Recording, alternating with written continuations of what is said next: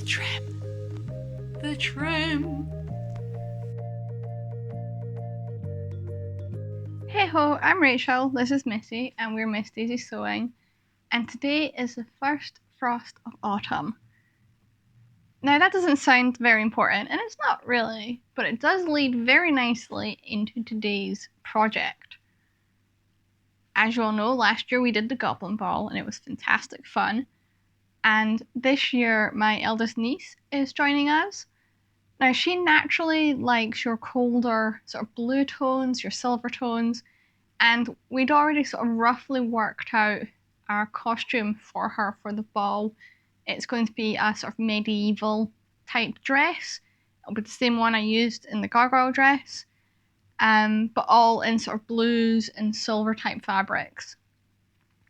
However, they announced not very long ago, in the grand scheme of things, that the ball this year would be an autumn masquerade, which kind of threw my niece into a bit of a loop, as you can imagine, because the outfit's not autumnal at all.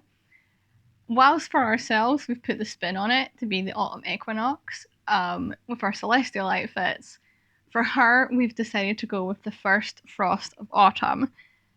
The outfit will be the same as previously, but we're going to really ham up that theme in the mask.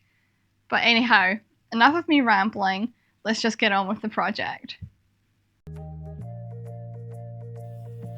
As always with a PDF pattern, the very first step is assembling everything, and boy is this one huge. There are so many pages for this, so it did take me quite a while to get all of the sellotaping done before I could get on to cutting it.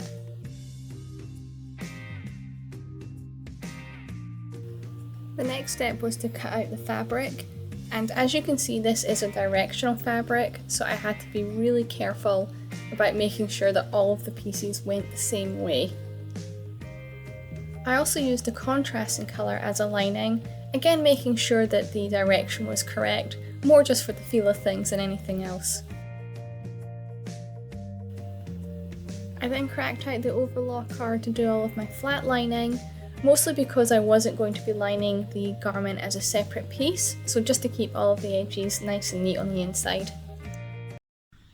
That's everything flat lined, so we've got this fabric on the outside which is quite coarse, and on the inside we've got this nice softer fabric. So now it's on to assembly. My niece and I took a trip out to Hobbycraft to buy all of the trim, and I absolutely love the combination she came up here with the lace and the pearls and the string. I then prepped all of the ties as the first step in assembly, and I have to give a shout out to this pattern that I really love the way the ties are positioned in the back, because it allows you to adjust it in a way that fits whatever body shape you happen to be. You don't see it later in this video, but we did actually trim off some of these loops because my niece didn't need the lower ones, but I do really appreciate that sort of functionality built into a pattern. Everything's all neatly pinned and we're ready to get the machine out. Like last time, I'm going to sew on the two front sides to this piece, and then we get to play with the trim.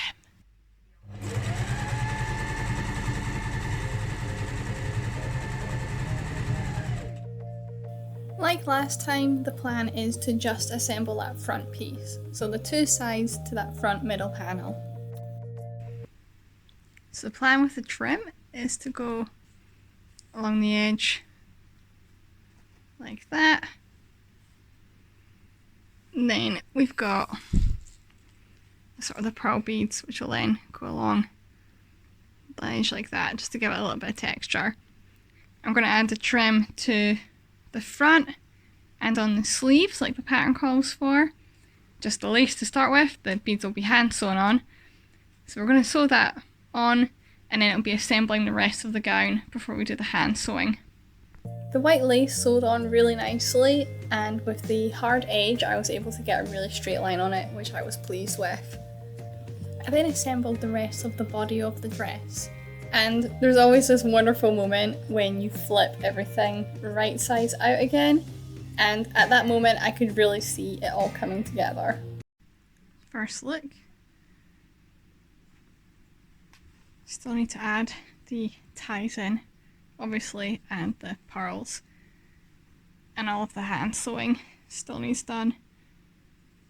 But we're getting there. Really pleased with it. I always love lacing up these kind of dresses. For this one in particular, all of the shaping is done predominantly for the front and back lacing. So this is when you can really start to see how it's going to look as a final product on an actual person. And then the hand sewing. With this one, because the edges were all overlocked, I could get away with just a simple turned up hem. I used the lining to sort of catch the thread as I was bringing it forward in a simple web stitch, and this meant that all of my stitches were neatly hidden on the inside and gave it a really neat finish. My niece came round, and after the much required twirling, we sat down and worked on getting those pearls hand stitched down. This was a labour of love between the two of us, and I'm really pleased with how it came out, and her sewing skills are much progressing. For the pearls, I just did a little whip stitch, making sure to catch in between every other pearl as it was getting stitched down. And with that, the dress itself was complete. I did manage a very quick pan round of the dress before my niece whisked it away to finish styling, and that left me with one last thing to do, which was the mask. For the mask, I kept it simple. I used a base that I picked up at Hobbycraft and a scrap piece of the fabric from the dress, and just used PVA glue to really stick that down. To capture the first frost of autumn, I decided to use some biodegradable glitter and some leaves left over from a previous project. I had a look at the history of masquerade balls and was actually surprised that they're fairly recent, starting in Renaissance Venice as part of the carnival. And the idea was that people would wear these masks as a way to party freely and blur social boundaries. The idea then spread through Europe, becoming a favourite of French and English aristocrats in the 16th to the 18th centuries, and they were known for glamour, intrigue, and a touch of scandal. Nowadays, they're mainly themed or nostalgic events and celebrate mystery and elegance, which is exactly what we were aiming to achieve at the autumn ball. And now that the mask is done, let's see how that all turned out. I'm very pleased to say that for her first ever ball, my niece felt like a princess, and she absolutely adored how all of this came together. It's always wonderful when two people have their own vision and you can create something together with that, and I think we both did pretty well with this.